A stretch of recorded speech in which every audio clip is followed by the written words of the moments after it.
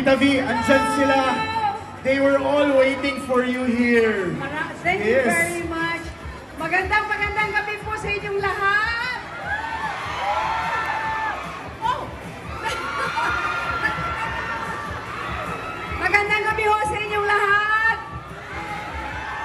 Good evening. Ayaw mo pala. Good evening. Dito pa, magandang gabi ho.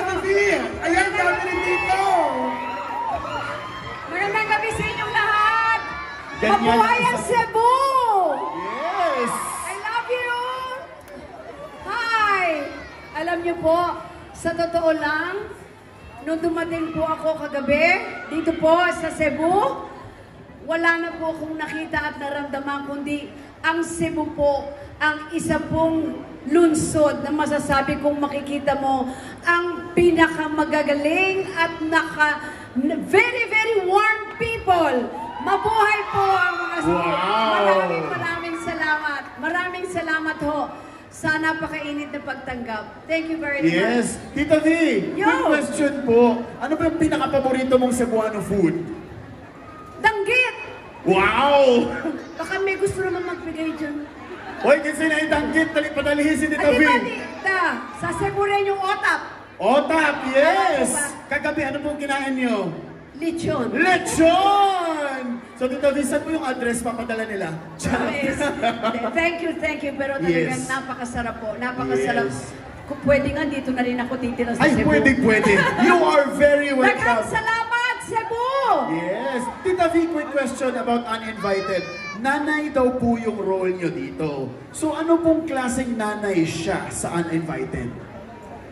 Alam niyo po, iniimbitahan ko kayo kasi sa 62 years ko na po, nabuko na edad ko, ha? Nabuko? Sa 62 years ko na po sa industry. Parang ito hong pelikulang Uninvited, ngayon ko pa lamang ginawa.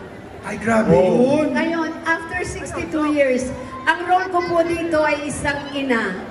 Pero dito ipapakita ang isang ina na pagka ang anak na niya ang pinag-usapan, anak niya ang sinaktan, a mother will do anything and everything for her kids. Yan po ang makikita nyo sa Uninvited. Yes! Taas kamay lahat ng mga nanay dito!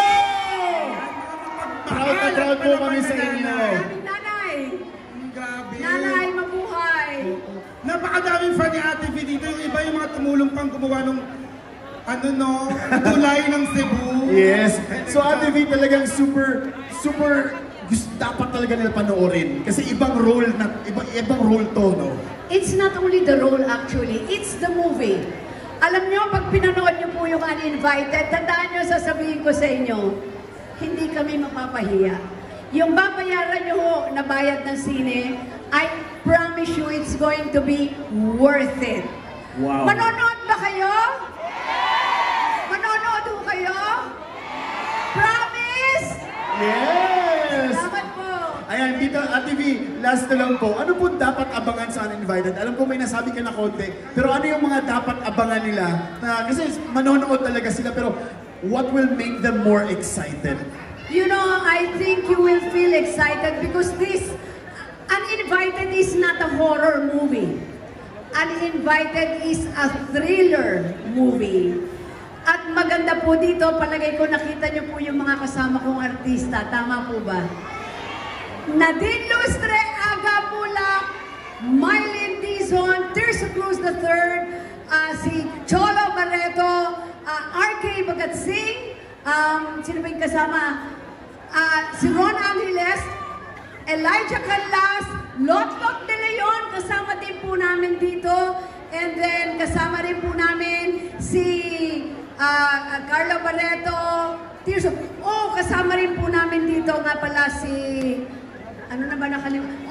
Noni Buencamin. Noni Buencamin. Very good actor. Noni Buencamin. Yes. Directed by, first time po naging director after 62 years, Director Dan Villegas. Kamusta, Ate V? Kamusta pong director si Direk Dan?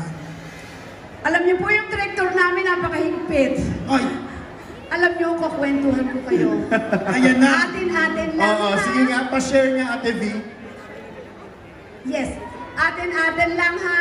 Alam niyo po ba, after 62 years in the industry, ngayon lang ako naka-encounter ng isang direktor sa isang eksena. Hindi sequence ha, isang eksena. Gusto niya 3 klase ng atake ng iba-ibang Iba't-ibang emotions. Parang iba-ibang emotions. Yes. Gusto niya, dito malungkot ka, dito gusto ko ikaw si Lily, dito gusto ko ikaw si Eva. Wow.